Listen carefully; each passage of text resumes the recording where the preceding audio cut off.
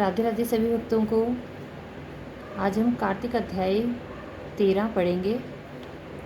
पूजा शुरू करने से पहले अपने अपने गुरु महाराज जी का ध्यान करिए। गुरुर् ब्रह्मा गुरुर्विष्णु गुरुर्देवो महेश्वरा, गुरुर साक्षात पार ब्रह्म तस्मै श्री गुरुवे नमः। इसके बाद हम गणेश जी महाराज जी का ध्यान करेंगे। बोलिए गणेश जी महाराज जी की जय। उनकी कथा सुनेंगे। कथा सुनने से पहले अपने हाथ में रोली चावल ले लीजिए और कथा सुनते समय कहानी का हुंकारा जरूर भरें। इसी से कथा के संपूर्ण फल की प्राप्ति होती है। बोलिए कार्तिक के ठाकुर की जय, तुलसी मैया की जय, गणेश जी महाराज जी की जय। एक बार एक बुढ़िया थी, मिट्टी गणेश जी की पूजा किया करती थी। रोज बनाती थी, रोज गल जाते थे। एक दिन बुढ़िया ने देखा कि एक सेठ का मकान बन रहा है। वह मिस्त्री के पास गई और बोली, भैया मेरा पत्थर का गणेश गढ़ दो। मिस्त्री बोला कि जब तक हम तेरा पत्थर का गणेश गढ़ेंगे जब तक पूरी दीवार नहीं चिल्लेंगे। बुढ़िया बोली कि राम करे तुम्हारी दीवार टेढ़ी हो जाए। ऐसा कह के बुढ़िया चली गई। शाम को सेठ आया तो उसने पूछा कि आज कुछ भी काम नहीं किया। तो मिस्त्री बोला कि बुढ़िया आई थी, कह रही थी मेरा पत्थर का गणेश गढ़ दो। हमने नहीं गढ़ा तो कह गई तुम्हारी दीवार टेढ़ी हो जाए।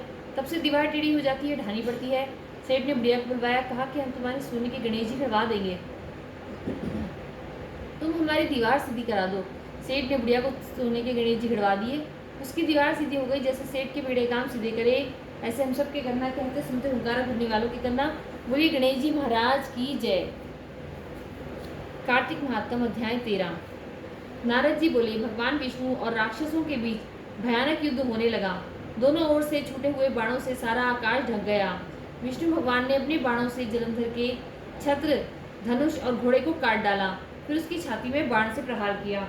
तब उस दैत्य ने गदा हाथ में लेकर उछलते हुए गरुड़ के मस्तक पर प्रहार किया और गरुड़ को भूमि पर गिरा दिया। विष्णु ने हंसकर अपने खड्ग से उसकी गदा को काट दिया। जलंधर ने क्रोधित होकर भगवान विष्णु की छाती में जोर से बाण मारा। फिर दोनों ओर से बाहु युद्ध होने लगा।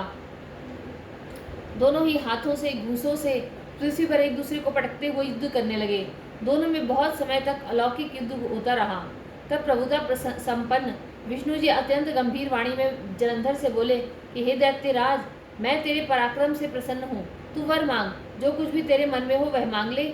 जलंधर बोला कि यदि आप मुझ पर प्रसन्न हैं तो मुझे यह वर दीजिए कि आज से आप मेरी बहन लक्ष्मी और अपने गणों सहित मेरे घर में आकर निवास करें।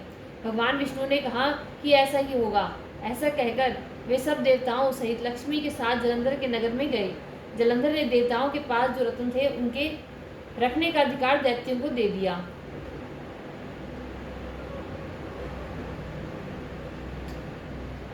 और राज्य पर दैत्यों को नियुक्त कर पृथ्वी पर चला आया। देवता, गंधर्व और सिद्धों के पास जो बहुमूल्य वस्तुएं थी उन्हें अपने अधिकार में लेकर समुद्रपुत्र जलंधर राजा बन गया। देवता, गंधर्व, राक्षस आदि मनुष्यों को उसने अपने राज्य में अपना वशवर्ती बना दिया और वह तीनों लोकों पर राज करने लगा। इस प्रकार देवताओं को अपने वश में करके जलंधर प्रजा का धर्म से पालन करने लगा। इस प्रकार जलंधर के राज्य में ना तो कोई रोगी था, ना कोई दुखी था, ना कोई दुर्बल था और ना ही कोई गरीब था। कार्तिक अध्याय 13 संपूर्ण। बोली कार्तिक के ठाकुर की जय, तुलसी मैया की जय। आठों वारों की कथा। एक माँ बेटा थे। माँ गंगा जी नहाने गई तो बहू से कह गई कि मेरे बेटे को सुबह रोटी दे दियो। उसने कहा कि अच्छा दे दूंगी। सुबह बेटा बोला कि माँ माँ रोटी दो। बहू बोली न माँ है न रोटी, कमा के लाओगे तभी रोटी दूंगी। वह बोला कि भगवान में तो कमाना न जानूं, लेकिन नहीं बहू मानी। बहू ने नहीं माना। उसने कहा कि अच्छा तो 4 रोटी आम का अचार दे दो। बहू ने बना के दे दी। वह रोटी लेकर कुएं की पाल पर जाकर बैठ गया क्या और कहने लगा कि राम मैं तो कमाना न जानूं। भगवान ब्राह्मण का वेश बनाकर आए। बोले तुम ऐसे उदास क्यों बैठे हो। वह बोला कि मेरी पत्नी ने कहा है कि कमा के लाओगे तो रोटी मिलेगी, पर मैं तो कमाना ही नहीं जानता। ब्राह्मण भगवान बोले कि भैया कमाना तो मैं भी नहीं जानता, हाँ मैं 8 वारों का नाम जानता हूँ जिससे तेरे ढूंढ भंडार हो जाएंगे। चावल के दाने और पानी की घंटी ले लो, ढके बर्तन को उभाड़ो, औंधों को सीधा करो। ब्राह्मण ने कही। उसने सुनीतवार, सोमवार, मंगलवार, बुधवार, बृहस्पतिवार, शुक्रवार, शनिवार 8 वारों का आसरा, भरियो, पीहर, सासरा, अटूट भंडार होते चले गए। घर पहुंचा। बीवी बोली क्या लाए हो। उसने कहा कि 8 वारों का नाम लाया हूँ। बीवी ने सोचा चलो कुछ तो लाया है। चावल के दाने और पानी की घंटी ला, औंधों को सीधा, ढकों को उभाड़ो। उसने कही। उसने सुनीतवार, सोमवार, मंगलवार, बृहस्पतिवार, शुक्रवार, शनिवार 8 वारों का आसरा, भरियो, पीहर, सासरा, अटूट भंडार होते चले गए। बहू से बोला कि मैं बेटी के घर जा रहा हूँ। फटे से कपड़े पहनकर बेटी के घर गया। बच्चे बोले कि नाना आए हैं, नाना आए हैं। बेटी बोली कैसे वेश में आए हैं। बच्चे बोले मैले वेश में आए हैं। बोली आए क्या हैं? 2 दिन की रोटी तोड़ने आए हैं। सच है गरीबी सब कुछ खिलवा देती है। बेटी से कहा कि बेटी आठों वारों की मेरी कहानी सुन ले। उसने कहा कि पिताजी मेरा तो मुँह झूठा है। उसके पिता भूखे ही सो गए। अगले दिन बेटी को तरस आया, पिताजी अपनी कहानी सुनाओ। पिताजी ने कहा चावल के दाने लाओ, पानी की घंटी लाओ, ढकों को उघाड़ो, आंधों को सीधा करो। पिता ने कही, बेटी ने सुनी। इतवार, सोमवार, मंगलवार, बुधवार, बृहस्पतिवार, शुक्रवार, शनिवार, 8 वारों का आसरा, भरियो पीहर सासरा। अटूट भंडार होते चले गए। बेटी भर भर के बोइये बांटने लगी। पड़ोसन ने कहा कि तुम तो कह रही थी कि मेरे बापू कुछ नहीं लाया, फिर ये भर भर के बोइये कैसे बांट रही हो? बोली मेरे बापू तो खाली हाथ ही आए थे, ये तो 8 वारों की कहानी का फल है।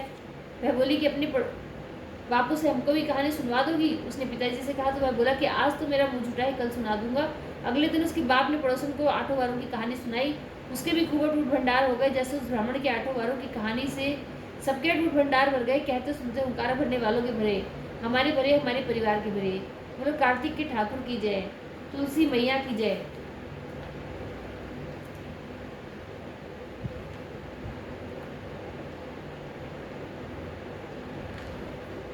इतवार की कथा। एक बुढ़िया थी, इतवार के व्रत करती थी। उसके गोबर का नेम था।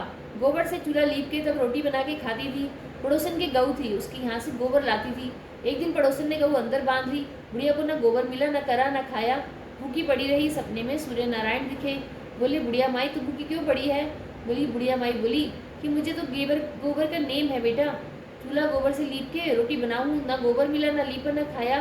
सूर्य नारायण बोले कि बाहर निकल के देख, तेरे घर में गोरी गाय और गोरा बछड़ा बंध रहे हैं। गाय ने एक लड़ी सोने की, एक लड़ी गोबर की दी। पड़ोसन ने देख लिया। सोने की पड़ोसन ले गई, गोबर की बुढ़िया ले आई। लीप पोत के खा ले, रोज ऐसे ही करे। भगवान ने सोचा मैंने तो बुढ़िया को धन दिया, बुढ़िया को लेना ना आया। अब सूरज भगवान ने आंधी में एक बरसा दिया। बुढ़िया ने गऊ अंदर बांध ली। तब बुढ़िया को पता चला कि सोने की लड़ी घर में रख ली और गोबर से चूल्हा लीप के रोटी बना के खा ली। पड़ोसन को गुस्सा आया।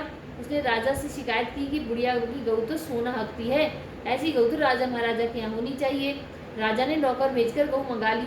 राजा बोला गलीचे बिछाओ तो गऊ सोना हगेगी। गऊ ने सारा घर गोबर से भर दिया।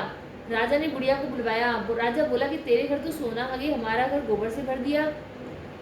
बोला महाराज मेरे गोबर का नेम है, गोबर से चूल्हा लीप के खाना बना के खाती हूँ। एक दिन मुझे गोबर नहीं मिला, भूखी पड़ी रही, सो गई। सपने में सूर्य नारायण दिखे। उन्होंने कहा कि बुढ़िया माई भूखी क्यों पड़ी है? मैंने कहा बेटा मेरे गोबर का नेम है, आज गोबर नहीं मिला। उसने जाकर कहा कि जाकर देखो कि गौ बछड़ा बंध रहे हैं, अब एक सोने की करे, एक गोबर की। पड़ोसन सोने की ले जावे, गोबर की मैं ले आती। एक दिन आंधी में एक बरसा, तब मैंने देखा जब वो गऊ अंदर बांध ली तो एक सोने की लड़ी करे, एक गोबर की। पड़ोसन को उस दिन धन नहीं मिला तो आपसे चुगली कर दी, मुझे तो सूर्य नारायण ने दी थी। अब राजा ने बुढ़िया को गऊ भी दी और धन भी दिया और पड़ोसन को दंड दिया। जैसे बुढ़िया को ऐसे सब किसी ने आई हो, कहते सुनते हुंकारा भरने वालों की आई हो। बोलो सूर्य नारायण भगवान की जय, कार्तिक के ठाकुर की जय, तुलसी मैया की जय। वीडियो अच्छी लगे तो चैनल को लाइक और सब्सक्राइब जरूर करें। राधे राधे।